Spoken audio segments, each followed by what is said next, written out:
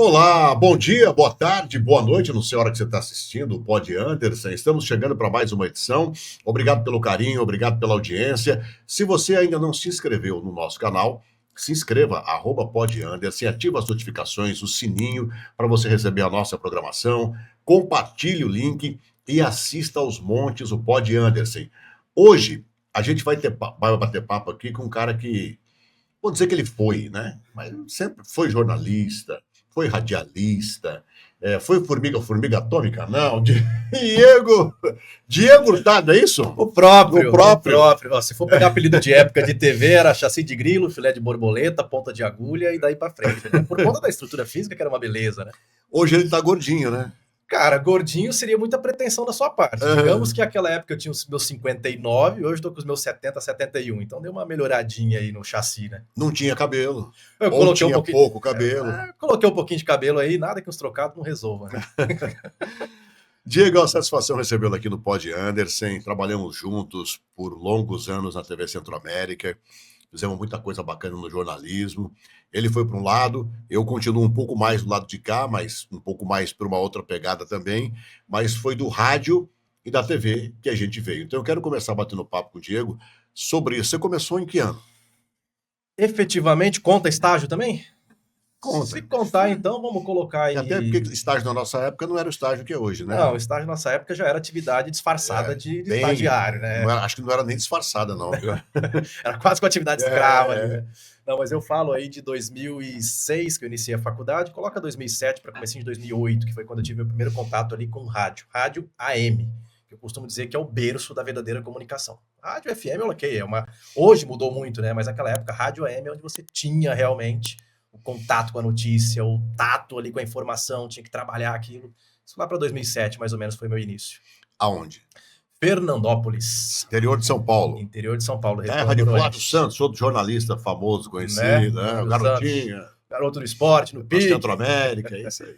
Foi na Rádio Educadora. Rádio Educadora. O que você fazia lá, Diego?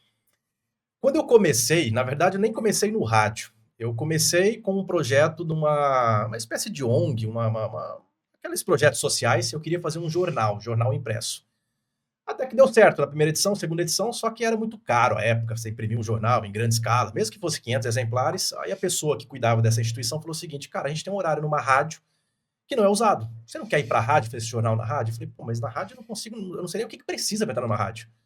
Pô, fui conversar com o diretor da rádio à época, ele falou, o que você entende de rádio? Eu falei, eu entendo que tem que ter um microfone, alguém do lado de cá para falar, e alguém do lado de lá sintonizado na mesma frequência que a gente está falando aqui para ouvir. É o que eu sei.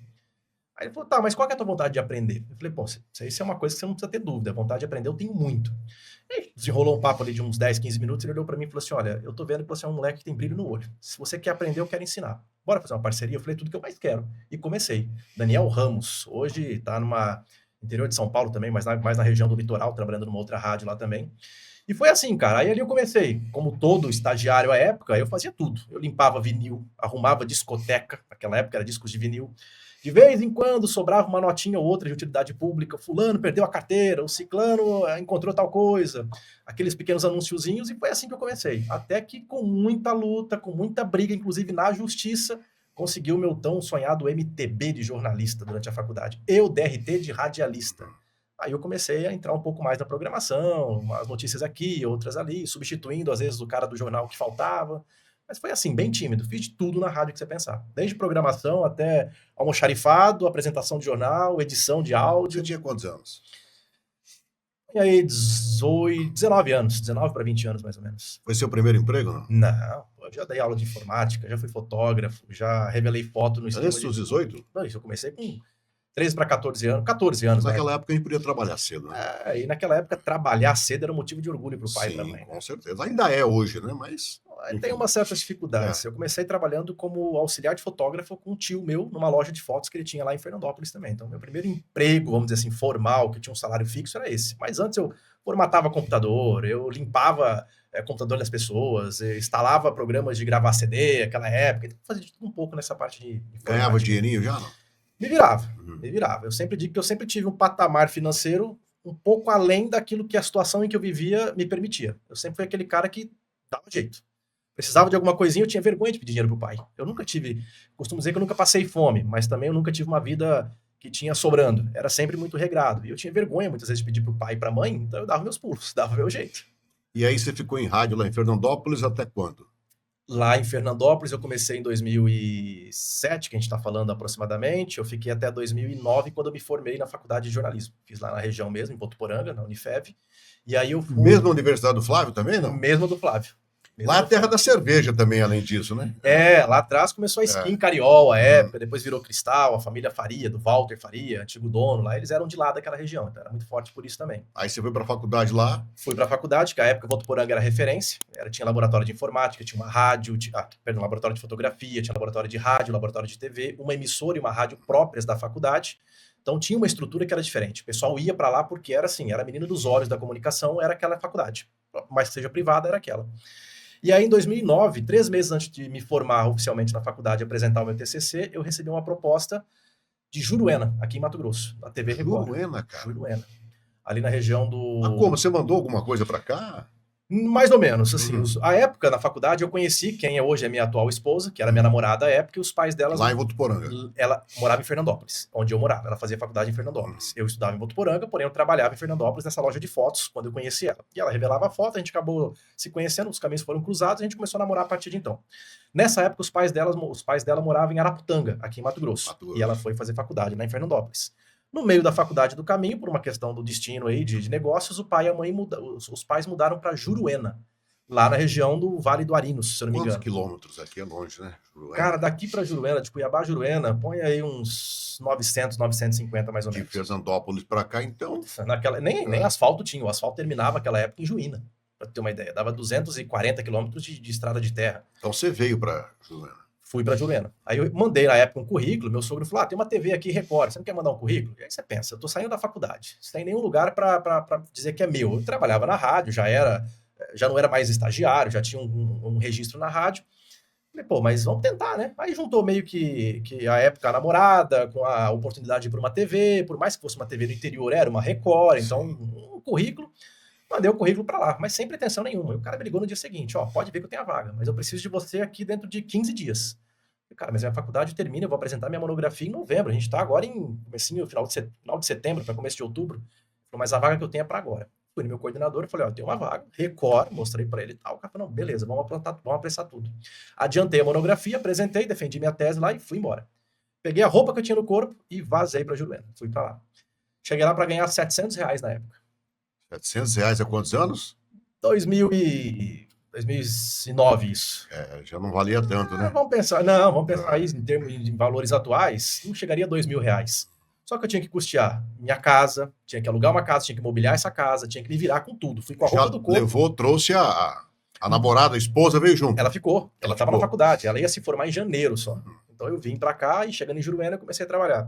Juruena, Triguaçu, Nova Bandeirantes, Nova Monte Verde, Ouro Verde dos Pioneiros, Apiacás, aquela região do Vale do Arinos. Aquela região, pegar em bastante cidades, né? Aquelas emissoras que pertencem a determinados grupos, até com viés político muitas vezes, eles têm pequenas emissoras em várias cidadezinhas. E aí o primeiro cara formado da região ali, né, uma região que hoje não é mais tão inacessível assim, mas naquela época, te falei, para chegar lá era 250 quilômetros.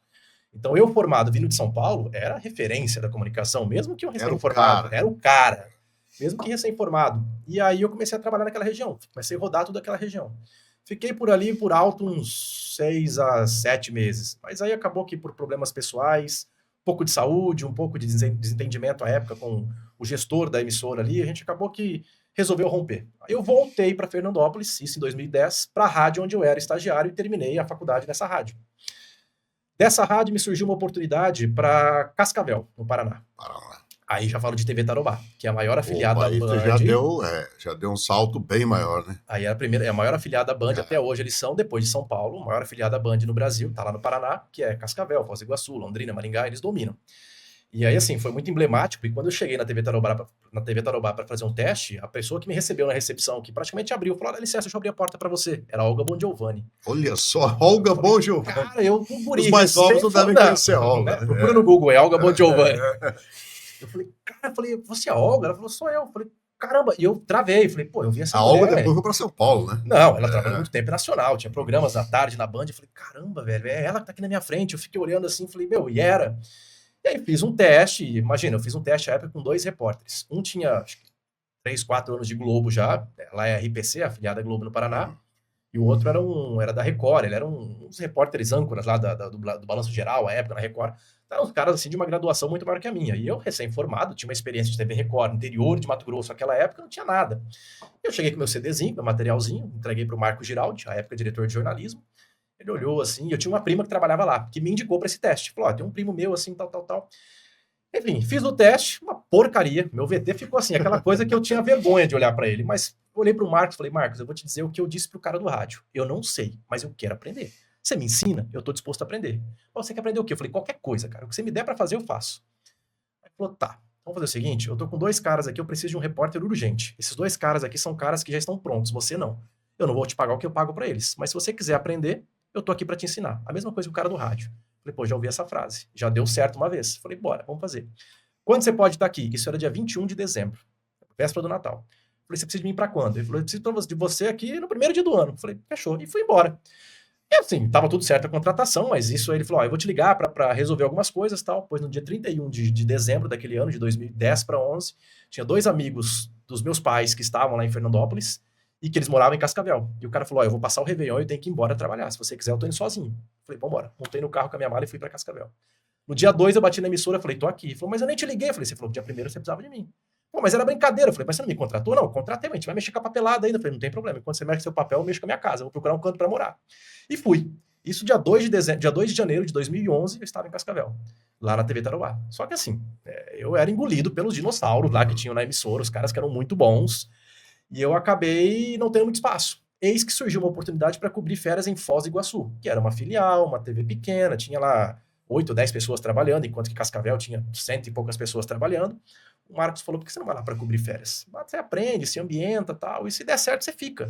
Vou precisar de um gerente de jornalismo lá daqui a algum tempo, 1 ano, 2 anos, quem sabe você não faz a tua casinha aí para você assumir essa vaga. Falei, bora, vamos para lá. E vi espaço para crescer. E cheguei lá, peguei uma emissora que estava, na época, mal estruturada, o pessoal meio desmotivado, e eu comecei a botar gás na galera. Falei, gente, vamos lá, os caras me prometeram isso, tal, não sei o quê. Por sorte, à época, o repórter que estava lá há muito tempo, sentado lá, acomodado, pediu as contas e foi para uma outra emissora, e eu ocupei meio que a vaga sozinha.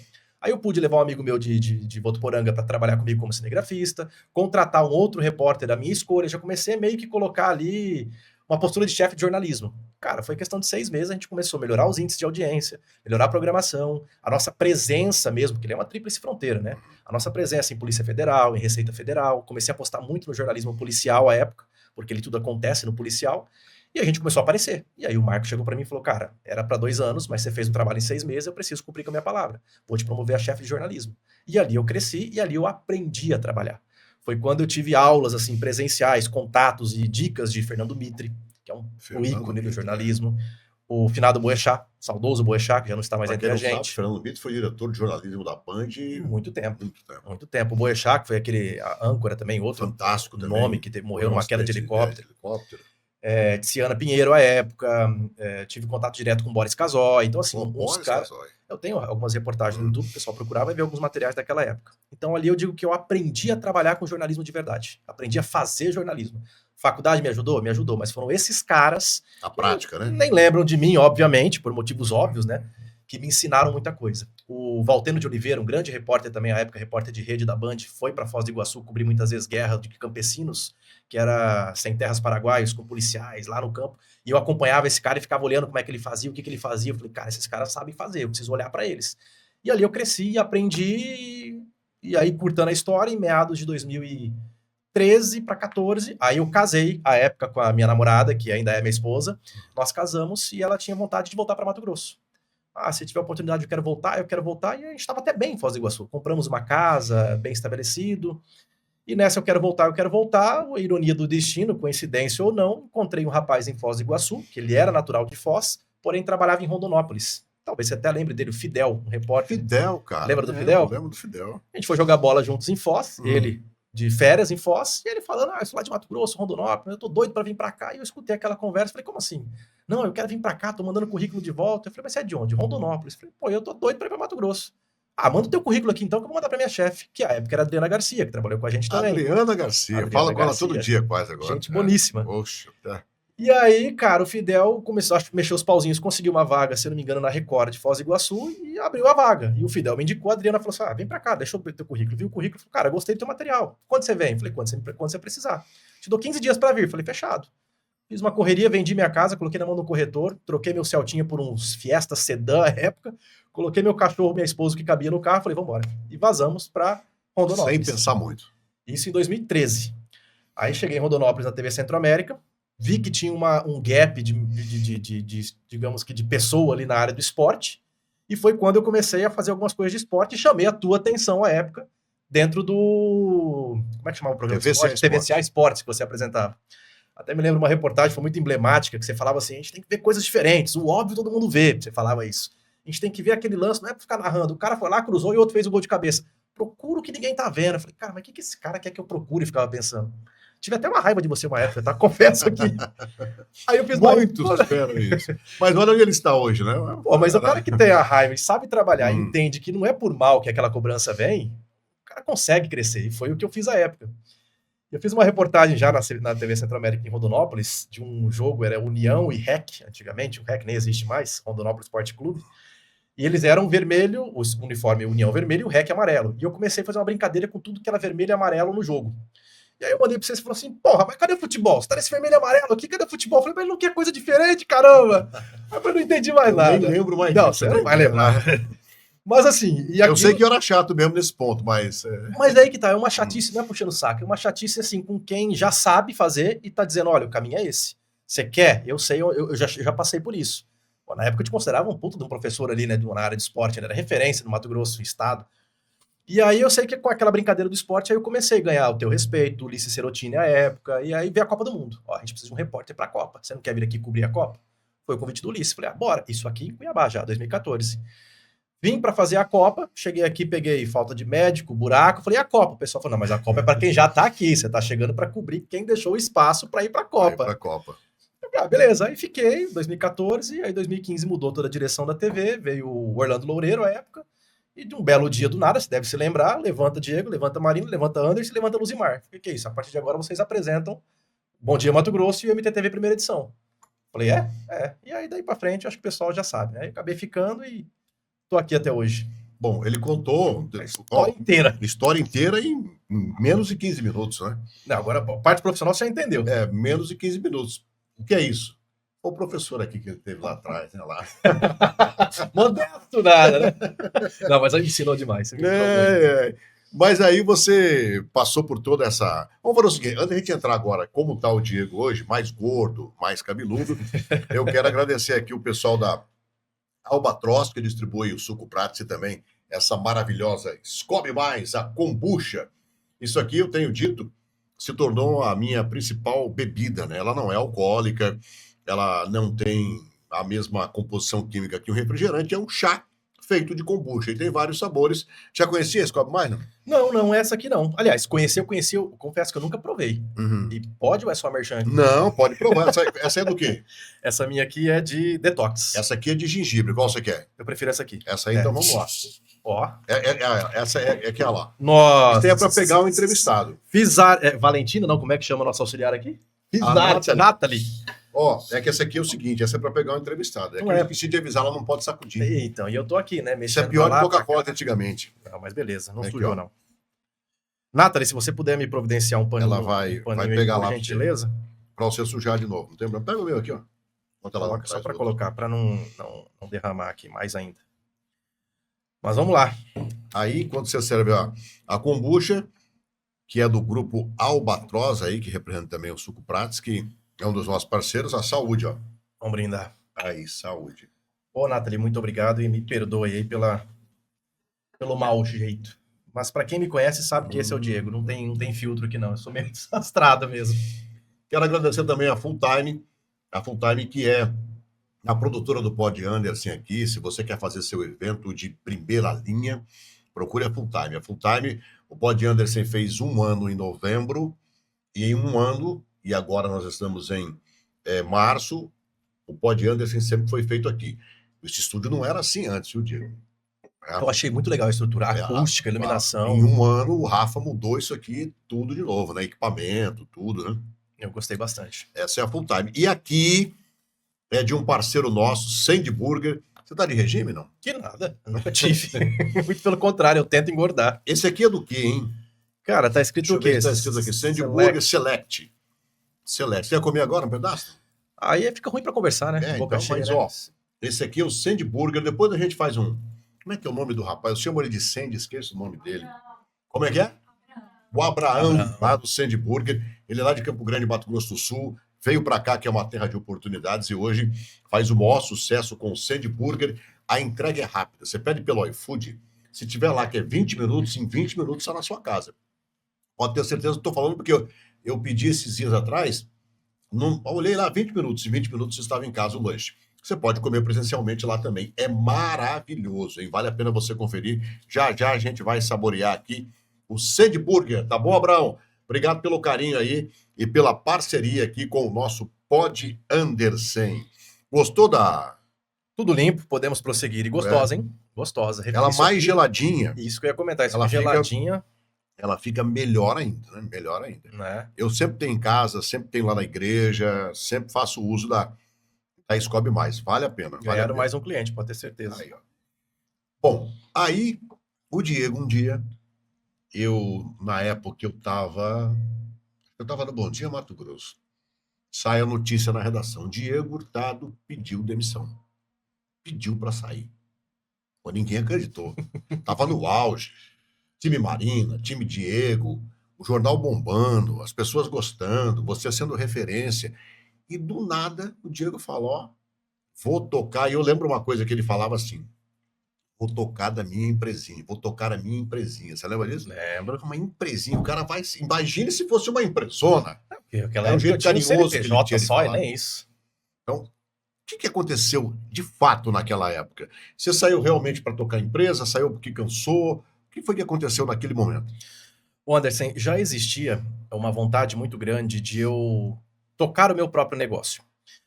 A época, quando eu vim para Cuiabá, isso 2014, eu comecei a buscar alguns movimentos de autoconhecimento para melhorar profissionalmente mesmo. Fazer algumas formações em coaching, PNL, hipnose, algumas coisas para me conhecer um pouco mais.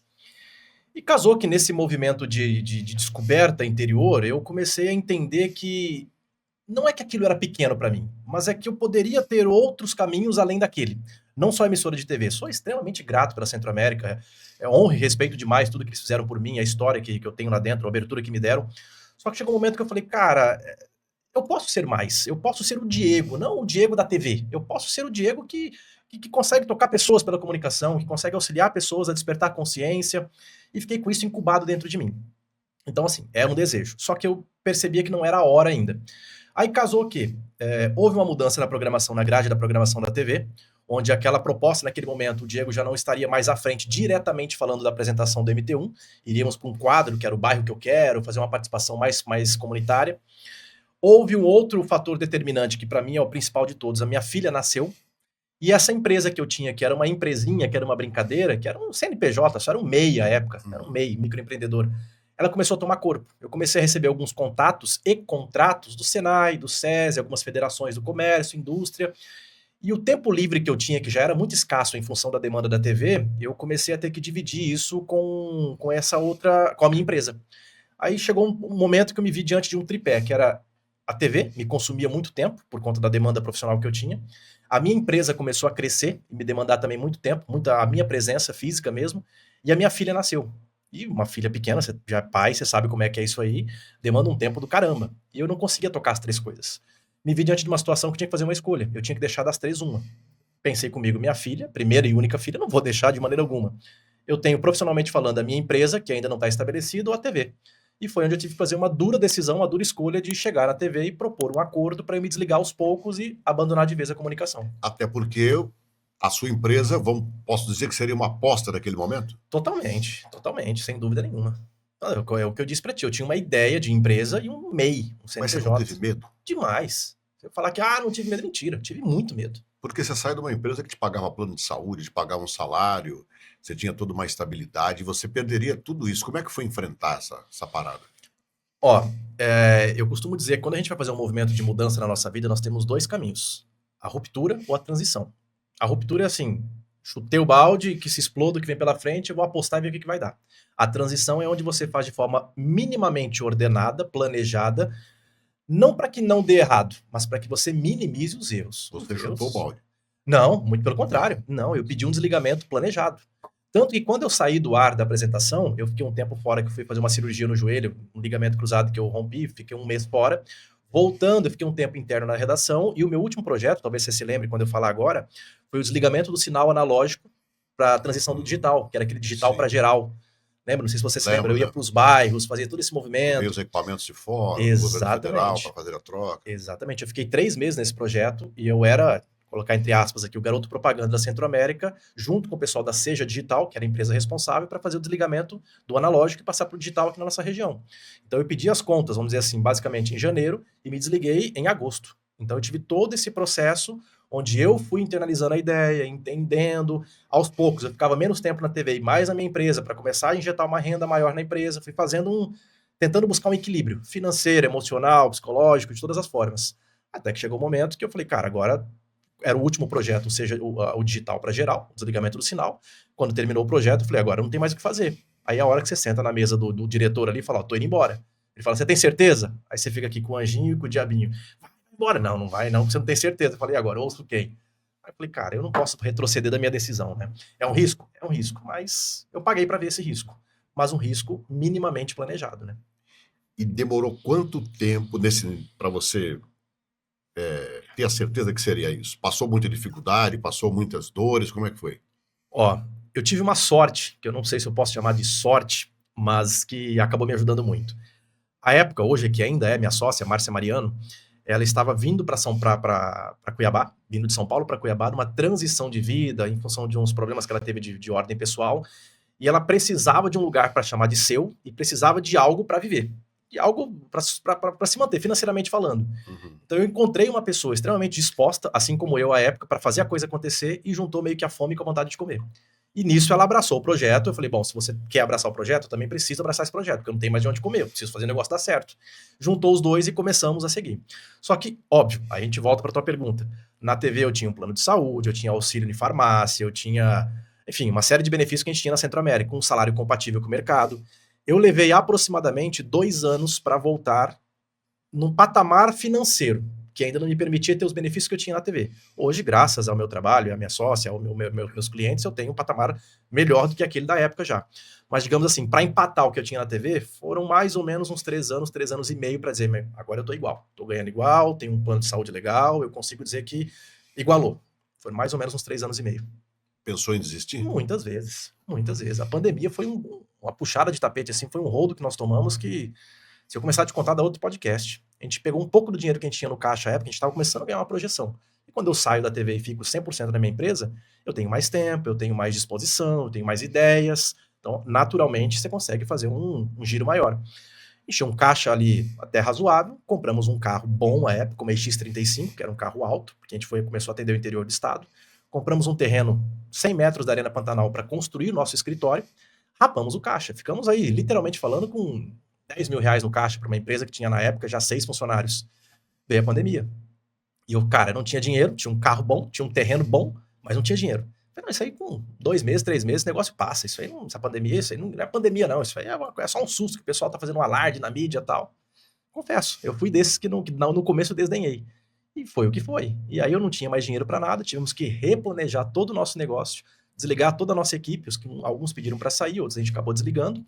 Não conseguimos vender o terreno, porque o proprietário do terreno, à época, que me vendeu, que a gente não tinha feito a transferência do terreno ainda, morreu de Covid, o terreno foi inventariado. O carro você não conseguia vender, porque naquela época, quem ia fazer um negócio, comprar um carro que valia 80 mil reais à época, quase isso. Então, assim, a gente ficou sem dinheiro, sem condição nenhuma. Cara, teve mês que eu tinha 830 reais na conta para poder pagar prestação de casa, de carro, enfim, eu não tinha o que fazer. E eu falei, meu Deus, o que eu vou fazer? E entre outras várias coisas que aconteceram. Nós fomos convidados a nos retirar do nosso escritório, que a gente já estava há 3 anos, porque o proprietário precisava do imóvel para morar. Ele falou, olha, eu vou ter que desfazer de um apartamento que é grande e vou ter que voltar para esse apartamento que vocês alugam hoje para ter o escritório de vocês. Eu falei, mas no meio da pandemia você vai me colocar na rua? Ele falou, sinto muito, eu não vou nem te cobrar para reformar o apartamento, porque eu preciso do apartamento para morar. Eu falei, cara, eu fiquei sem dinheiro, sem terreno, sem carro, sem fazer e na rua. Olhei para minha sócia e falei, e aí? Ela falou, olha, ou isso pode ser um sinal de Deus para a gente parar com isso aqui, cada um para o seu canto, porque nessa época também eu recebi outras boas propostas de outras emissoras de TV, que eu tinha recém saído da Centro-América, propostas assim de o cara falou, olha, eu vou te pagar aí 15 mil para você trabalhar com a gente aqui.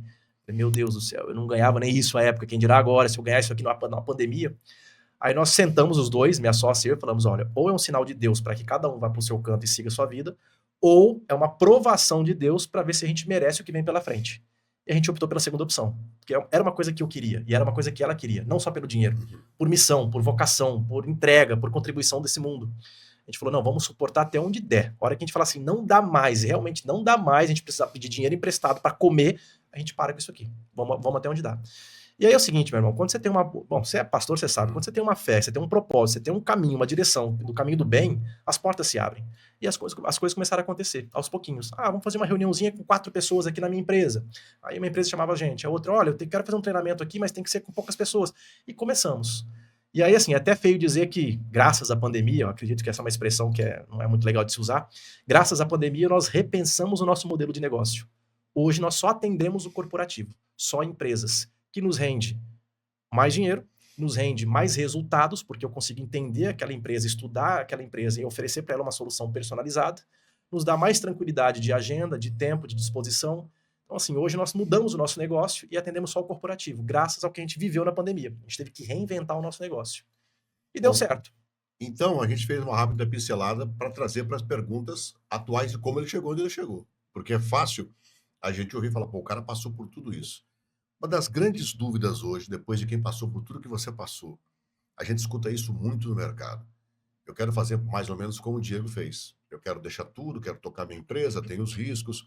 Na época não eram tão calculados, mas vocês passaram por tudo que você passou. Aí você chega para mim e diz assim, olha, aí eu comecei a dar um curso para empresas, com 4 pessoas na empresa, coisa e tal. Tem muita gente que vai falar assim, mas quanto é que eu cobro para fazer isso? Agora eu vou entrar na área do Diego Hurtado, é Contigo o nome? A minha primeira empresa é a Contigo. Contigo, depois? Hoje a gente tem a MD Empreendimentos e Negócios. A MD Empreendimentos e Negócios. Depois, associado a isso, qual a outra empresa? Essa outra aí eu não vou revelar ainda, porque a gente está na fase de construção aí. Na fase de construção. É o terceiro negócio. Ou até carro ele está locando hoje, né? Enfim, como se portar nesse mercado? Agora, alguém vai estar assistindo a gente falando, estou nessa situação, quanto eu cobro? Eu vi um vídeo seu de você falando de quanto vale a tua imagem. Tá. Né? É fácil para a gente ouvir e falar, mas como é que é na hora de fazer? Você passou por isso. Primeira coisa, mas para você foi fácil porque você era da TV. Quantos que estão no patamar igual ao meu e muito melhor que eu, que nunca passaram por uma TV? Então, peraí, dizer que eu estou aqui porque a TV me ajudou muito, mas não é só esse o caminho. Não adote essa crença de que eu só cheguei aqui por conta da TV. Tem muita gente que está melhor do que eu e não passou pela TV, por competência e mérito. Quanto cobrar? Uma frase que eu carrego comigo desde o começo, Anderson, que eu digo o seguinte: eu tô começando, eu vou fazer de graça para ser conhecido agora, depois eu cobro. Se você faz de graça para ser conhecido, você vai ser conhecido como aquele que faz de graça. Coloque um preço no teu serviço. Mas se eu pedir 5 mil para fazer uma palestra aí, o pessoal não vai pagar. Eu sei que não vai. Você ainda não mostrou o resultado para isso. Os clientes compram, não é a tua imagem, é o teu resultado. Tem gente que compra a imagem? Tem, mas o cliente, quando eu vou lá e falo, olha, quem vai fazer? É o Diego, é o Anderson, é o João, é o Pedro? Não sei, quem vai entregar resultado? O mundo corporativo foca em resultado. Quanto que eu cobro? Não sei quanto você deveria cobrar, mas se você acredita que o teu trabalho hoje valha R$1.000 e o cliente diz que não vai pagar R$1.000, diga para ele o seguinte, cliente, meu trabalho custa 1.000. Como eu estou começando aqui na tua empresa, vou te fazer uma primeira oportunidade de conhecer o meu negócio, eu quero provar para você como é que eu posso tirar esse resultado. Para você não ficar na dúvida se vale a pena pagar R$1.000 para mim ou não, converta esses R$1.000 em fraldas, em cesta básica, em leite, em qualquer outro tipo de coisa, escolha uma instituição, nós vamos juntos doar. A gente vai lá e fala, a empresa do fulano está doando isso aqui. Você vai fazer um bem para aquela instituição, você vai estar pagando pelo meu serviço e eu vou ter a oportunidade de trocar a minha hora de trabalho por essa benfeitoria que você está fazendo para alguém. A gente consegue chegar num denominador comum. Se você fez isso, entrou no mercado, mostrou o resultado, a hora que você fala assim, agora é o seguinte, a minha hora vale 1.000. O cara, não, beleza, eu já sei que vale. O cara te paga. Às vezes a pessoa tem dificuldade ou ela tem um receio de pegar R$500 do bolso, R$1.000, R$2.000 e dar na tua mão porque não te conhece. Só que quando você transfere o peso do compromisso financeiro para uma filantropia, as pessoas têm um coração mais aberto e disposição de ajudar. Elas estão entendendo que elas estão fazendo um bem a não só uma pessoa, não estão comprando um negócio, elas estão ajudando outras várias pessoas. No começo eu fiz muito isso. Eu fazia palestra em saguão de prédio, em faculdade, mas nunca de graça. para não dizer que nunca é muito forte, talvez umas 2 ou 3 vezes. Na época da permuta, como é que era para pagar a conta no fim do mês? Cara, aí é onde eu entro o planejamento, a transição. Eu guardei um capital que me subsidiasse pelo menos por uns 6 meses sem entrar nenhum real em caixa. Então eu me programei, quando eu fui sair da TV, para ter a certeza que se eu viver 6 meses sem ganhar nenhum Mas isso foi real, antes da pandemia. isso foi antes da pandemia. Depois da pandemia, como é que foi? Depois da pandemia foi mais tranquilo, porque durante a pandemia a gente conseguiu mostrar o nosso trabalho para as empresas. Mesmo que para grupos pequenos, eles começaram a ver resultados. Então, aí eu já tinha, naquela época, a vantagem de ser conhecido, sim, como eu disse, a TV me abriu muitas portas, então a gente conseguiu mais facilmente entrar nessas empresas para mostrar o nosso trabalho.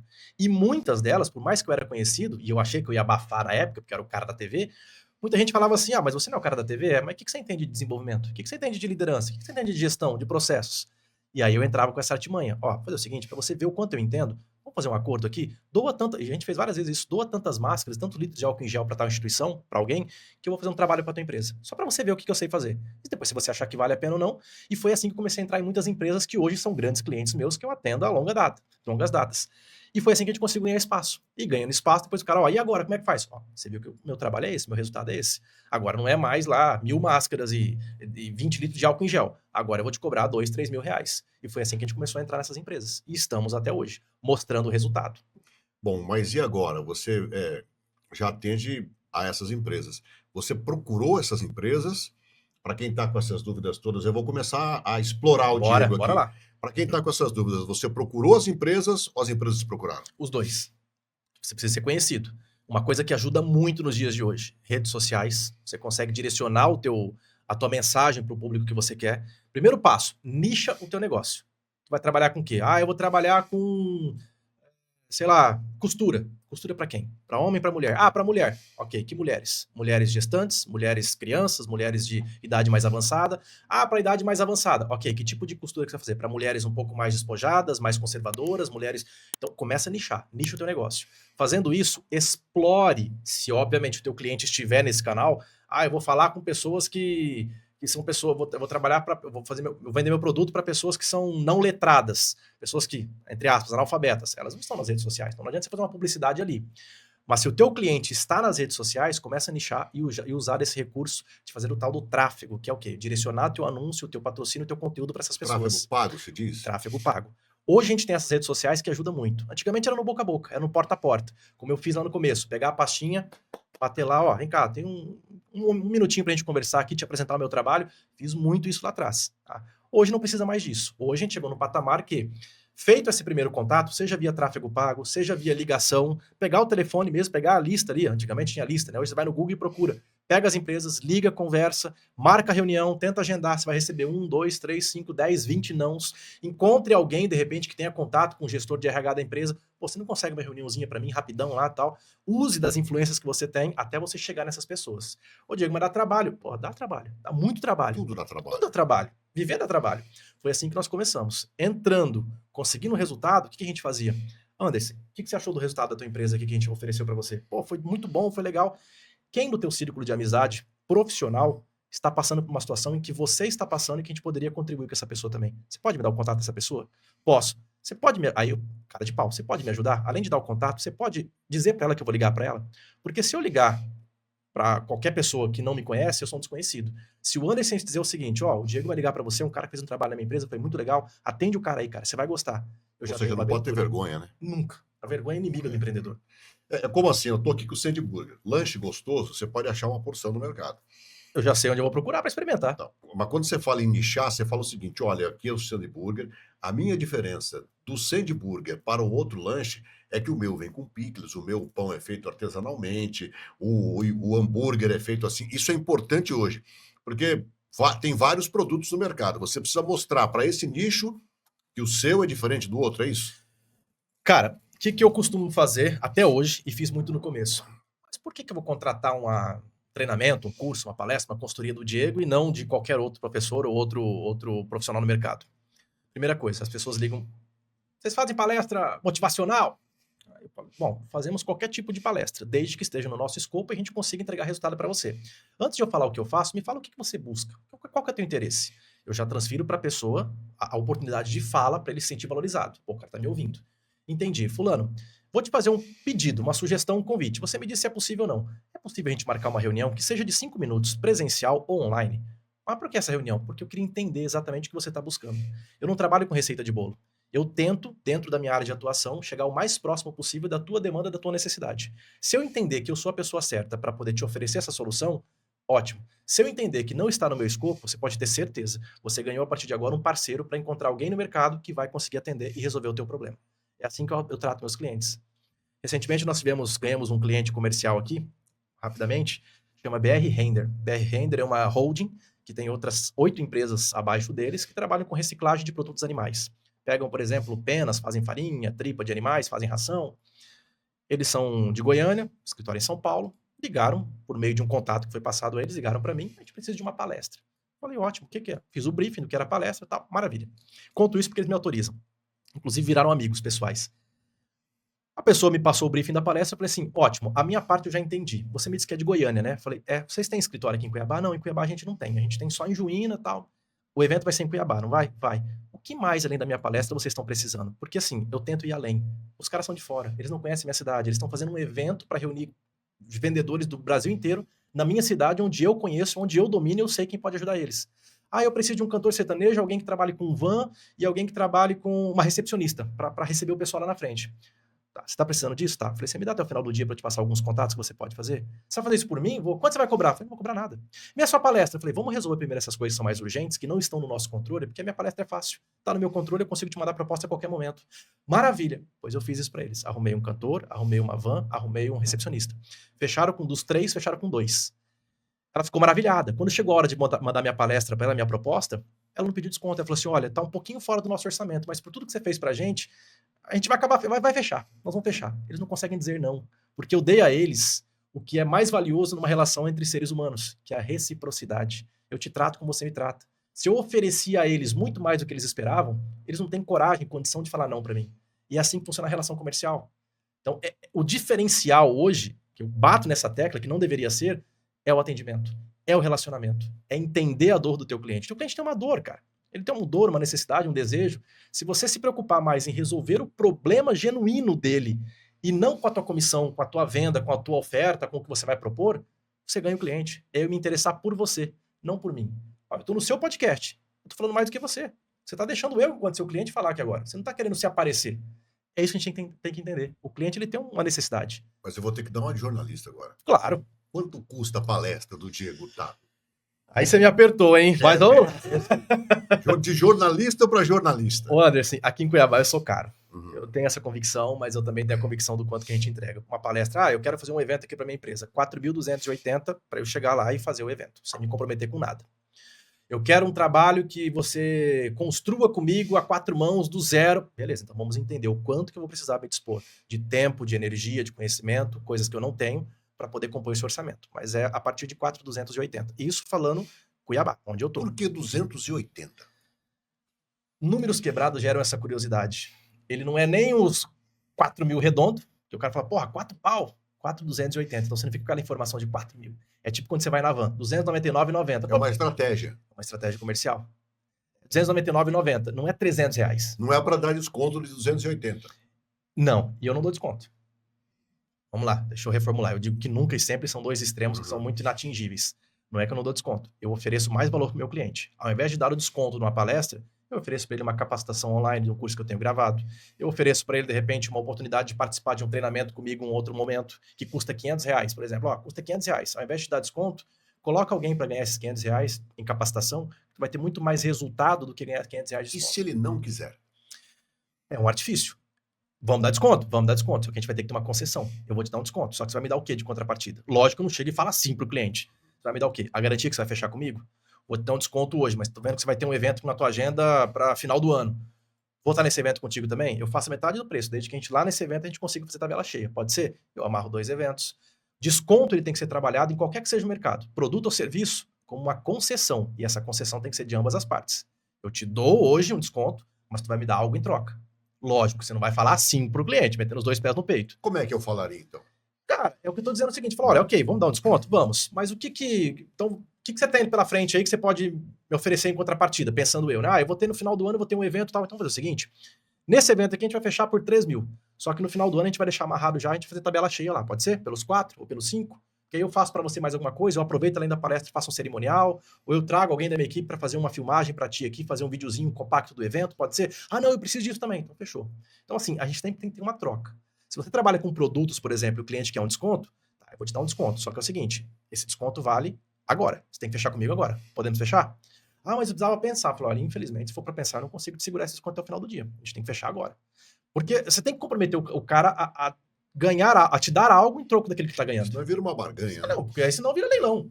Aí você vai para o cliente que procura preço, que não está errado também. Mas tem outra máxima que eu gosto muito. Quem te compra pelo preço te vende. Se você amarra o cliente só pelo preço... Mas, cara, ouvindo você falar assim, quem está assistindo deve estar tendo essa percepção, parece muito fácil, né? Parece muito simples, né? Mas não é, né, Diego? Nem um pouco. Não é, né? Na hora que você chega cara a cara com o cliente assim, como é que faz? Por isso que existe treinamento. Treino é treino, jogo é jogo. Qual foi a primeira vez que você pegou para narrar uma partida de futebol? Pô, rapaz, quase que eu saí correndo. Treinei muito, mas quase que eu saí correndo. E hoje, se for para fazer isso? Hoje não, hoje é tranquilo. Então, assim, eu digo que o conhecimento é fundamental.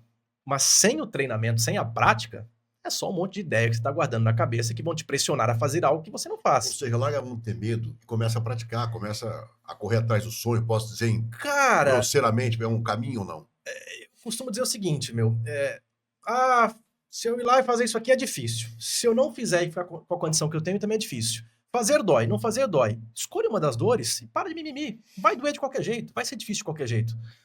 Veja, eu tô aqui contigo. A gente tá gravando esse podcast no horário à noite e tal. Eu poderia estar com a minha filha em casa brincando agora, fazendo tarefa com ela. Eu abri mão desse momento pra estar aqui. Pô, será que não gostaria? Não faria bem pra estar com ela agora? Faria. Podia ter trazido ela. Pô, podia? Então, assim, a gente tem que entender que a cada escolha é uma renúncia. Então, vai doer, vai ser difícil. É por isso que eu sempre digo, cara, se você quer alguma coisa, estude. E não é estudar, entrar numa faculdade, numa escola tal. É interessante também, mas, hoje aqui, ó, a gente tá ensinando esse podcast. Tem podcast, tem YouTube, tem Instagram. Você tá aprendendo de graça hoje, né? Cara, eu falo, caminhos tem tanto, velho. Mas é que as pessoas precisam, com todo respeito, querer. E quando eu digo querer, é fazer acontecer. Ir atrás. Eu vejo tanta e tanta gente, assim, passando na tela lá do Instagram e vendo besteira. Você não vê besteira, Diego? Claro que eu vejo. Mas, cara, se você dedicasse, suponhamos aí que 20 minutos das besteiras que você vê no dia, para buscar um conteúdo de alto nível, quanto que você teria no final do mês de conhecimento adquirido mais do que você tem hoje? A gente tem que filtrar, a gente tem que ter curadores, a gente tem que olhar para pessoas que têm algo a nos oferecer. E tem um monte de gente oferecendo muita coisa gratuita na internet aí. Só que a gente também tem que ter o bom senso de entender qual me serve e qual não me serve, né? Eu assisto quase todos os vídeos dele, tanto que esse vídeo aqui foi o último que você gravou, aquele que eu citei, né? Foi, eu postei acho que 1 ou 2 dias atrás. Todos os vídeos. Eu falo assim, a gente sempre aprende, sempre. Com qualquer pessoa que você veja um vídeo que é uma instrução, que é uma colaboração, você sempre aprende. A Bíblia fala assim, retém o que é bom. O que não é bom. Mas para você reter o que é bom, você tem que saber o que é bom, né? Procurar. E ter uma equipe boa também, porque estão me avisando aqui que eu esqueci de falar algo do Sandy Burger aqui, porque é para olhar o pacote. Eu vi a hora que chegou, achei fantástico isso aqui. Olha aqui, ó. Anderson, você é amado. E detalhe, hein? Um detalhe que as pessoas perderam a referência, é escrito à mão. À mão. Isso aqui, na minha época, acho que do Diego também, tem um valor enorme. Hoje em dia não, hoje em dia as pessoas querem imprimir, querem botar, mas na minha época eram os bilhetinhos à mão que a gente mandava, inclusive, para as namoradas, né? Hoje é tudo no WhatsApp. Mas isso aqui é legal, personalizado. Anderson, você é amado. Obrigado ao pessoal do Sandy Burger. A minha equipe me avisou aqui, olha o pacote, mandaram um zap aqui para mim. Eu olhei, obrigado pelo carinho, viu? A hora que a gente chegou, eu vi isso aqui, eu falei, cara, que legal isso aí. Isso gera um valor imensurável, inimaginável, né? Que você não consegue mensurar isso. Sensacional. A gente sai do preço e vai pro valor. Thaís, agora explica isso. Sai do preço e vai pro valor, para as pessoas. Mas explica como se você estivesse dando uma aula para a galera. Vamos ver, como é que seria? R$1.000. É caro ou barato? Depende. Eu tinha certeza que você ia responder isso. Depende de quê? Depende do que você está me oferecendo. R$1.000 por essa xícara aqui. Depende da forma como você me oferecer, porque ela vai ser. Desse jeito assim não vale nada.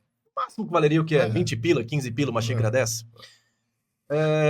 Uma xícara dessa com 2 pepitas de ouro aqui dentro por R$1.000. Já melhorou. Por quê? Porque tem mas é porque o ouro custa caro. Tá, mas o que você pode fazer com esse ouro? Pô, eu posso comprar um carro, eu posso comprar não sei o quê. Existe um valor. Valor é percebido. Preço é aquilo que você paga. Valor é a percepção do que você leva. O exemplo que eu dei da minha palestra aqui agora. Preço da palestra, 4.280. Ponto. Valor é eu arrumar um cantor, uma van, uma recepcionista para um cliente que não está na cidade, que teria que perder tempo e energia. Tempo é dinheiro, sempre foi e continua sendo, no mundo corporativo principalmente. Quanto tempo ele despenderia para poder conseguir arrumar toda essa estrutura que ele não sabe nem por onde começar? Eu ofereci isso para ele sem cobrar nada. Isso é valor. Aí quando eu ponho meu preço, ele fala, putz, tudo isso que ele fez está embutido no preço dele, então não tem como eu pedir desconto. A diferença de preço e valor é isso. Preço, sei lá, R$20, R$15, R$30 por um lanche desse. Valor, cara, olha o que fizeram por mim, velho. Escreveram um recado à mão. Em tempo de digital, à mão é raridade. Isso aqui é valor. É isso. Um atendimento, uma cordialidade, pós-vendas, Anderson, e aí, cara, você gostou do lanche? Tava gostoso? O que eu posso melhorar da próxima vez? Isso é valor. Isso não tem preço. Vou te dar uma prova do que é valor. Vou abrir esse lanche aqui, ó. Não, pô, eu tô com fome pra fazer isso Olha agora. aqui, ó. Vem essa embalagem aqui. Como é que eu chamo esse papel aqui? Esse é alumínio, né? Alumínio. Papel alumínio. Aí, olha só, vem essa aqui. Olha a outra que vem por baixo. Olha isso. Vem outra embalagem por baixo. Isso aqui provavelmente é para reter um pouco do calor, deixar quentinho, né? Um pouco do calor. Aí você vai abrir o lanche, vai estar... Eu não sei qual é o segredo. Vou te mostrar o pão. Vou aproveitar aqui que o Sandy Burger é parceiro, ó. O pão não tá murcho e tá brilhando. Olha lá. Cara, e esse lanche tá aqui em cima tem o quê? Uns 40 minutos já? E com ar-condicionado em cima dele. Caramba. É o que você falou, né? É mais ou menos isso, se eu entendi? Sim. É valor. Sim. Porque você come com o quê antes de comer com a boca? Com os olhos. Com os olhos. Porque a boca tá até enchendo d'água. E o cheiro agora, né? Enfim,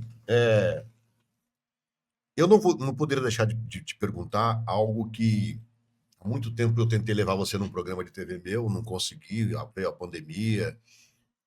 Hipnose. O que levou você a fazer? Porque antes de tudo isso que você está dizendo agora, da empresa, do coaching, essa história toda, você aprendeu a fazer hipnose. Eu tenho 2 formações na área de hipnose. Hipnose clássica, mais voltada para a área clínica. Aliás, perdão, hipnose clássica, aquela 1, 2, 3, durma. E a voltada para a área clínica, que é a ericksoniana, que já é mais terapêutica. O que me levou a fazer? Algumas coisas que o Anderson não sabe, talvez a audiência não saiba. Além de hipnólogo, eu tenho um quê de... Hoje não mais, eu não vou nem falar, senão faz aí pra gente ver. Ilusionismo, eu gosto muito de mágica, sempre fui muito curioso dessa área. Sério, isso aí, essa área eu não conhecia. Se você procurar, eu acho que, não sei se ainda tem hoje na Hotmart, mas eu tenho um curso de mágica, que quando eu tentei lá atrás, que eu saí da TV, eu falei, cara, vou empreender nessa área de mágica. Porque eu vi um cara fazendo palestra de mágica aqui em Cuiabá, e eu falei, por que esse cara vem de fora ganhar uma grana pra falar o que eu falo, mas de uma forma diferente? E eu falei, pô, eu também vou aprender a fazer esse negócio aqui, tem mercado, eu vou atrás. Deu certo, até fiz algumas coisinhas, mas não foi muito minha praia. A hipnose sempre me chamou a atenção, porque eu vi aqueles caras na TV, olha aqui, não sei o que, 1, 2, 3, e bem dormido, durma. Turma. Pô, isso é sacanagem, esse cara tá... Não dorme, esse cara tá de sacanagem comigo, é mentira. E aí, como bom curioso, eu falei, bom, como bom curioso e bom jornalista, que não pode ver ali uma fumacinha e quer entender onde é que tá o fogo, eu falei, eu vou atrás desse negócio pra ver se é verdade mesmo. E fui estudar, por curiosidade. E quando eu cheguei e me deparei com a hipnose, que era uma curiosidade no começo, e eu vi que era algo que era real, que funcionava e tinha resultados, eu falei, eu preciso disso também para minha vida. Se eu vou usar ou não vou usar lá na frente, eu não sei, mas eu quero entender como é que funciona, já que eu vou trabalhar com essa área mais, colocar entre aspas aqui no passado, era a minha ideia terapêutica, por que não ter essa ferramenta também? E fiz 2 formações. Dei vários cursos aqui em Cuiabá, formei, se não me engano, 15 ou 16 turmas de iniciação em hipnose, 2 módulos, mas hoje é algo que eu não utilizo mais na prática, a não ser para mim, no meu dia a dia, para relaxamento, alguma coisa assim. Você mesmo se hipnotiza? Auto-hipnose. Ah, é, cara? Auto-hipnose. E serve para que isso? Você tem desde o viés cômico, de brincadeira, para fazer shows, como o viés terapêutico, para você trabalhar traumas, para dores. Ah, o cara tá com uma dor de cabeça. É uma dor psicossomática. O que é isso? É uma dor causada por estresse, por cansaço, por fadiga. Dá para tirar com hipnose? Cara, 2 minutos, 3 minutos você consegue tirar uma dor de um cara. Obviamente, eu não consigo curar um braço quebrado. Não, a gente está falando de uma patologia. Mas se é algo psicossomático que é feito por uma questão de estresse mental, foi criada pela mente, a hipnose consegue reprogramar essa criação, reprogramar esse valor, naturalmente curar a dor, melhorar, amenizar a dor, por exemplo. A pessoa dorme? Não. E volta sem dor? Como é que é? Vamos lá, existem estágios. O primeiro estágio da hipnose é o estado de vigília, que é esse que nós estamos aqui agora. A gente está num flow aqui, numa conexão, que a gente não vê muitas vezes o tempo. Eu não escuto o barulho do ar-condicionado, que agora você ouviu. Por quê? Porque a gente está blindando nossos outros sentidos e está focando numa única coisa. No nosso caso, na nossa conversa. Esse é o primeiro estágio da hipnose. Segundo estágio é quando eu começo a desligar, vou pôr entre aspas aqui, desligar um pouco a minha consciência, o meu julgamento, o meu senso crítico, e me permito acessar um pouco mais a minha mente inconsciente, que é o lado da imaginação, o lado dos desejos, dos sonhos, dos prazeres, a mente da criança. A criança ela pode tudo, ela pode voar, ela pode ser um super-herói, ela acredita em Coelhinho da Páscoa, Papai Noel, por quê? Porque existe uma mente inconsciente, muito aflorada, e uma consciência pouco desenvolvida ainda. E nós adultos temos ao contrário, nós temos muita consciência crítica e dá pouco espaço para a imaginação. O segundo estágio da hipnose, quando a gente começa a aprofundar no transe, a gente desliga, vou colocar entre aspas de novo, tá? A gente ameniza essas ondas cerebrais, essa consciência, e nos permite acessar onde realmente estão as informações, que é a mente inconsciente. A pessoa dorme, o mais grave que pode acontecer num transe, e tem até aquela clássica frase, mas e se eu não voltar? E se eu entrar em transe e não voltar? Primeiro que você não tem como voltar para onde você não foi. O transe nada mais é do que um relaxamento, um estado mental onde você critica menos e se permite mais. Guiado, porque a gente está fazendo isso aí, eu estou guiando você nesse processo. Não sou eu que te hipnotizo. Eu conduzo você a uma auto-hipnose. Toda hipnose é uma auto-hipnose. O hipnólogo, o hipnoterapeuta, ele apenas conduz o paciente a esse estado. E você faz tudo. Ah, mas e se eu falar algo que eu não queria falar? Se eu fizer algo que eu não queria fazer? Você não faz nada em transe que você não faria em estado natural como você está aqui agora. Então, o que mais grave pode acontecer no processo de hipnose é a pessoa dormir. E aí, se ela dormir? Anderson, ops, vamos acordar? Tá tudo bem aí? Não precisa nem estralar o dedo. Não, o estralar o dedo é só um gatilho plástico. Que na década de 90, que popularizou muito, anos 2000, Gugu, Faustão, Ratinho, aquela coisa da hipnose, popularizou-se isso aqui como um gatilho para a pessoa voltar. 1, 2, 3, não tinha... Diego, mas isso aí funciona de verdade? Funciona. Ah, mas a pessoa fez assim e ela entrou em transe? Não, não é o estralar de dedos que é mágico. Antes da pessoa ir para frente da câmera, já teve uma preparação.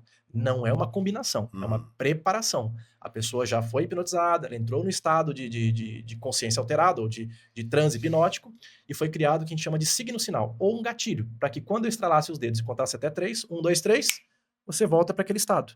Já está pré-setado, está instalado na mente da pessoa. E, obviamente, com a permissão da pessoa. Tudo é feito com a permissão da pessoa que está na sua frente. Porque se você falar assim para mim, não, esse negócio não funciona comigo. Não funciona. Não tem a permissão. Bom, agora você aguçou de novo o jornalista, a curiosidade do jornalista. Não tem a ver com a hipnose. Pergunte. Porque a hipnose eu perguntei rapidamente assim, porque eu sei que ele precisa de mais tempo para falar dessa Total. hipnose. E não vou pedir para ele hipnotizar ninguém também. Não é isso. Obrigado, obrigado. Mas o ilusionismo eu vou pedir. Uma mágica eu vou pedir. Isso não vai pedir. Mas eu não tenho... Bom, esse foi o gatilho que você lançou na minha cara. A hora que você falou assim, vai me pedir. Eu falei, agora eu vou pedir. Ah, lá, agora... Não tenho nada, irmãos. Mas dá a sua aliança aqui, dá um anel aí. Vamos ver se sai alguma coisa. Eu não sei se eu ainda tenho. O ilusionismo é a arte de você... Deixa eu ver se eu lembro. Qual câmera é essa aqui? Pode ser essa aqui. Pode ser essa aqui. Bom, então eu vou mostrar pra ti aqui agora. Olha aqui na minha mão. Pega aqui pra mim. Já me iludiu, já me iludiu. Vamos de novo. Presta atenção, vou fazer na sua frente aqui, ó. Aqui ok? Tá o anel, a aliança aí. Escolhe uma mão. Essa aqui. Você Absoluto. Essa você acertou, porque você viu aqui de lado, né? Você tava aqui, quem tá aqui não vê. Então, assim, às vezes a gente faz o quê? Por exemplo, o grande... Opa, deixa eu virar o microfone aqui. O grande barato, o grande... enfim... O foco do ilusionismo é você iludir, no bom sentido, a pessoa. Você tem que desviar a atenção dela. Então, o que eu faço aqui? Cubro, dá a impressão de que eu estou pegando, na verdade, eu estou colocando aqui.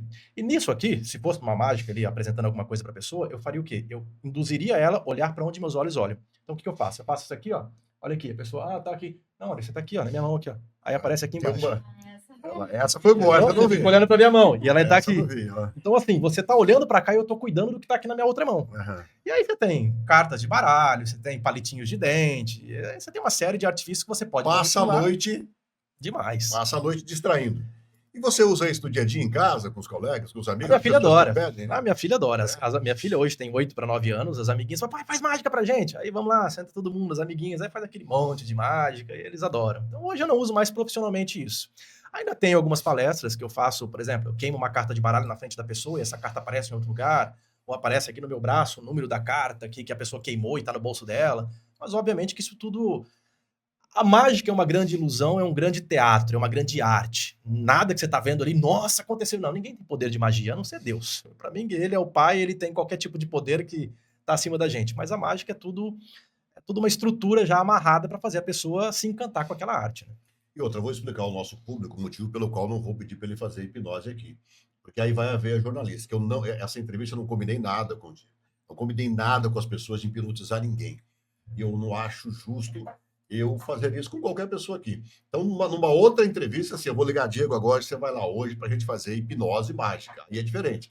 Aí a gente prepara o Diego para isso, a gente prepara as pessoas que querem participar disso, como ele mesmo disse, tem que ter autorização de todo mundo, né? Então, esse tipo de coisa, eu falo que é jornalismo, que eu ainda tenho na veia, né? Então, eu acho prudente a gente sempre ter autorização de todos os lados para E isso. tem que ter um tempo também, não dá para fazer assim do É, nada. então, só para entender, de repente, pô, você não vai pedir para ele fazer uma mágica, não vai pedir para ele hipnotizar ninguém, não. Hoje não, quem sabe Procura no YouTube, numa que tem próxima material vez. meu fazendo isso aí. Fiz uma entrevista uma vez lá pro SBT também, o Trindade apresentando, a gente fez toda uma matéria falando sobre ele. Tem muita coisa no YouTube minha. Você tinha que hipnotizar o Trindade, para falar nisso. Para ver se ele Ele, larga. ele foi meu aluno. Foi de hipnose? Foi meu aluno de hipnose. Você ensinou ele a hipnotizar? Eu ensinei, eu não sei Mas se eu ele acho que ele não aprendeu. Eu acho que ele não. O Trindade, para quem não sabe, é o Leandro Trindade, apresentador do Jornal da Capital, na Rádio Capital FM, e também do SBT Comunidade, no SBT. É jornalista, amigo nosso, pessoal, e a gente está citando ele aqui justamente por causa disso. Pergunta para ele se ele aprendeu depois. Vou perguntar, cara. Amanhã eu vou perguntar para ele se ele aprendeu a Ele hipnotizar. fez 2 módulos. 2 módulos? 2 módulos. Módulo 1 e módulo 2. Terminou? Terminou. O curso de iniciação ele terminou. O curso de iniciação. Agora, se ele hipnotiza... Aí é cada um na sua, né? Diego, para a gente partir para a reta final da entrevista, que conselho você daria? Eu posso chamar você de coaching? Como é que chama você hoje? Cara, Treinador, hoje... tradução. Sinceramente, não tem uma denominação. Eu digo que eu resolvo os problemas das pessoas que eu consigo. Mas, assim, se fosse para colocar, poderia colocar treinador comportamental, trabalhei com desenvolvimento humano. O que você daria de conselho hoje em qualquer área? Uma área que você trabalha hoje, que você atua, que você vê que as pessoas estão precisando ouvir alguma coisa nessa área. O que você falaria para essas pessoas? Pode escolher a área que você quiser, de abrir uma empresa, de treinar pessoas. O que hoje... O que está aí? O que mais as pessoas te contratam hoje? Para fazer o quê? Em geral, primeiro papo é, você faz palestra motivacional? Que geralmente as empresas, a nossa porta de entrada são as palestras, né? Para a gente mostrar um pouco do nosso trabalho. Não faço palestra motivacional porque eu não consigo motivar ninguém que não encontre um verdadeiro motivo real, que esteja intrínseco a si próprio para buscar uma automotivação. Eu não tenho como te motivar, você está com 3 meses de salário atrasado, seu chefe é um chato pra caramba, não te dá espaço para crescer, não dá. Então, em geral, funciona aí. Outra coisa que o pessoal busca bastante também, gestão de processos e vendas, para ajudar a estruturar processos, seja processos comerciais, processos de vendas, processos de relacionamento interpessoal entre as equipes. Às vezes, assim, o negócio está aqui em cima da mesa, a pessoa não consegue enxergar porque ela não foi orientada de como proceder com isso. Então, a gente trabalha muito essa questão da comunicação entre equipes, entre pares, entre liderança e liderado. Então, acho que são as demandas que mais vêm à tona. Então tá, vou te pedir um conselho. Como é que eu me venderia? Eu sou um profissional, estou mudando, estou fazendo uma transição de carreira e eu preciso me vender hoje, que eu acho que muitas pessoas estão partindo para a economia informal e quando chega na economia informal, na hora de... todo mundo está indo para a economia informal. Todo mundo está indo para a economia informal. Você tem que ter um diferencial. Como é que você capacita essa pessoa, você treina essa pessoa, então, para se vender nesse mercado que hoje a gente chama de informal, mas que está muito disputado? Tem um título de uma das palestras que eu trabalho com ela, fiz no ano passado uma rodada bem grande no interior do estado, que chama Emoção Compra, Razão Valida. Entenda que as pessoas, seja elas qual forem, elas tomam decisão com base nas emoções, nas decisões emocionais, não nas razões. Como assim, Diego? Você já comprou algo que você precisava porque você foi... Aliás, algo que você não precisava só porque você foi bem atendido? Já. Pô, cheguei num lugar que fiquei com vergonha de não comprar. Você já deixou de comprar algo que você precisava porque você foi mal atendido? Muitas vezes. Qual o ponto em comum das duas tomadas de decisão? O atendimento, né? O atendimento. Mas por trás do atendimento, o que gerou o que te gerou a decisão de comprar ou não, a tomada de decisão? O convencimento. A emoção que te levou a esse convencimento ou não. Porque, porra, eu precisava, fui mal atendido, me gerou uma raiva. Eu não precisava, fui bem atendido, me gerou uma alegria. O ser humano tem 5 emoções básicas dentro dele. Papai do céu já nos coloca na Terra com essas 5 emoções equilibradas. Medo, alegria, raiva, tristeza e afeto. Lembra da palavra Marta? É um acrônimo inicial dessas 5 letrinhas, dessas 5 palavras. Todo mundo tem medo, tem raiva, tem medo, tem alegria, tem raiva, tem tristeza, tem afeto. Se eu conseguir tocar nessas emoções no meu cliente, eu vou gerar nele uma predisposição para comprar comigo. Como é que eu faço meu cliente ter uma alegria, ter uma felicidade, ter um afeto por mim? Aí a gente vai para os canais sensoriais. O que são canais sensoriais, Diego? Tato, olfato, visão, paladar. Se eu vendo roupas, eu preciso entender que a pessoa, ou vendo um lanche, como o pessoal do Sandy, vai estar quentinho ainda, rapaz. Se eu vendo... o seu. Eu vou levar, vou comer. Se eu vendo um lanche, eu preciso entender que antes da pessoa aguçar o paladar, ela vai ver esse lanche. Então, como é que eu me vendo? Uma embalagem bem feita, um recadinho aqui atrás escrito à mão para gerar uma emoção positiva no cliente. Caramba, velho, eu sou importante. O cara parou o que estava fazendo e escreveu para mim. O meu carrinho de lanche tem que estar bem estruturado, bem limpinho. Eu tenho que estar bem organizadinho, minha roupa bem legal. Me aconteceu um episódio recente aqui na 15 de novembro, próximo ali ao batalhão da polícia, poesia, ali aquela região do Porto. Tinha um cidadão que estava passando ali, ele estava vendendo água no semáforo. Um aventalzinho, uma camisetinha manga longa branca, uma touquinha no cabelo, uma bandeja e 2 águas em cima, com a mão para trás, oferecendo água no semáforo. 3, 4 reais uma água. Minha pergunta é uma água. Água é água, é uma commodity. Ela varia o preço de acordo com o ambiente onde você está. Na rua vale 4 reais, no aeroporto vale 10, mas é a mesma água. Se tivesse esse camarada, como eu vi ele, filmei ele vendendo água de um lado da calçada, com esse patamar, touca, roupinha bonitinha, tal, tudo engomadinho, do outro lado tivesse um camarada, aquela pizza de suor debaixo do braço, limpando a mão aqui, a testa, chinelão de dedo, bermudão, vendendo a mesma água, de qual você compraria? O que tá tudo arrumadinho. E é o mesmo preço. Você percebe que o valor não está no preço do produto? De novo, preço e valor. O valor não está no preço? Está na forma como você vende o teu produto? Por que eu dei essa volta? Para responder a tua pergunta. Como é que eu me vendo? Cuida da tua imagem. Quando fala assim, cabelo arrumado, barba, roupa, isso nada mais é do que você apresentar para o teu cliente, por meio dos canais sensoriais dele, que você é uma pessoa higiênica, bem cuidada, se preocupa com o zelo, seja da imagem, seja da forma como você fala, e o teu cliente vai ter uma predisposição emocional a tomar uma decisão racional. Como assim, Diego? Vamos lá, de novo. Esses canais sensoriais vão fazer com que o teu cliente te veja, sinta algo por você e diga, não, eu tenho que fazer negócio com o Anderson. Diego, e se eu vendo pelo Instagram? Cuida com o teu português. Vai gravar um vídeo? Cuida com a forma que você fala. Os clientes meus aqui, todo mundo chega. Não é cliente, são clientes. Cuida da forma como você fala. Mas o cuiabano fala errado. Tudo bem, pode até falar errado algumas pessoas, mas o teu negócio, quanto menos você errar, mais você vai ter lucro, mais você acerta. Então, assim, a dica é, quer fazer um negócio? Não entra de qualquer jeito para falar, eu vou fazer só para poder ter o dinheiro do espetinho da cerveja no final de semana. É válido, é justo, mas assim, cara, você tem um potencial de muito além.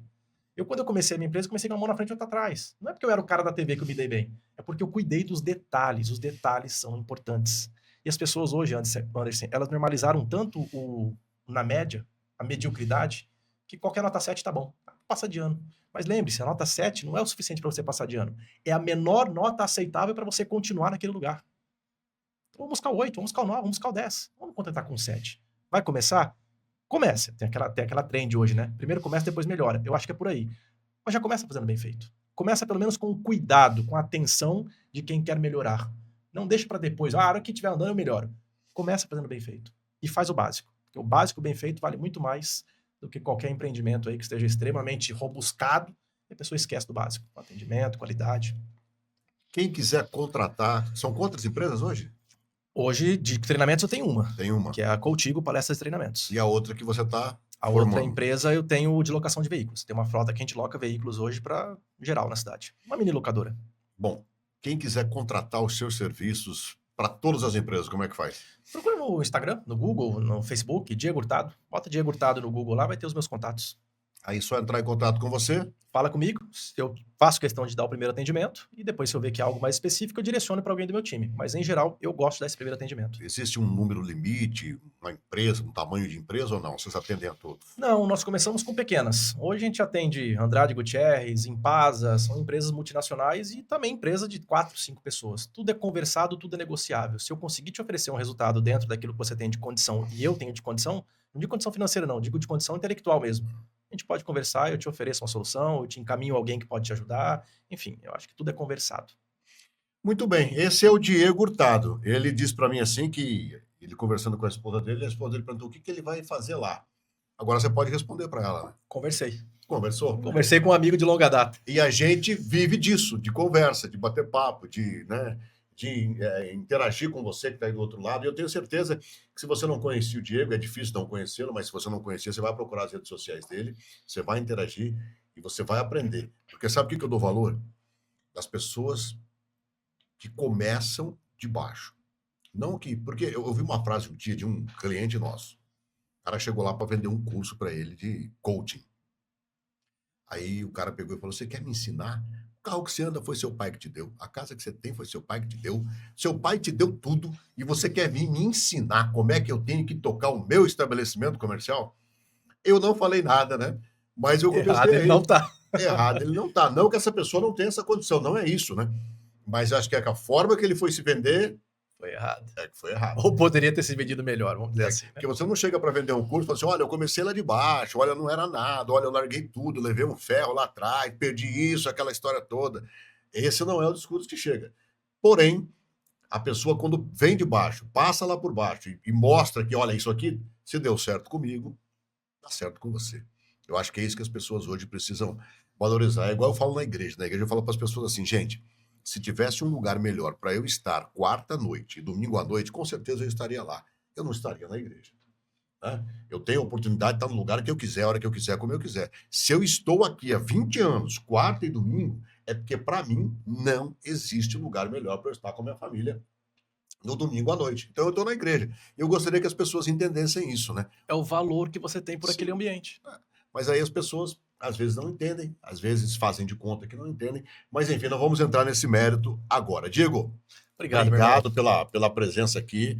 Eu, antes de encerrar o programa, vou dar uma mordida no meu não, se sangue. você vai fazer isso, que é o anfitrião, o host aqui, eu que sou um mero Eu convidado. vou terminar o programa dando uma mordida no Sandburger aqui. Olha, minha boca tá enchendo d'água aqui. Eu tento ser polido, eu tento ser... Bom, se bem que eu já derrubei a kombucha aqui logo no começo, né? Então...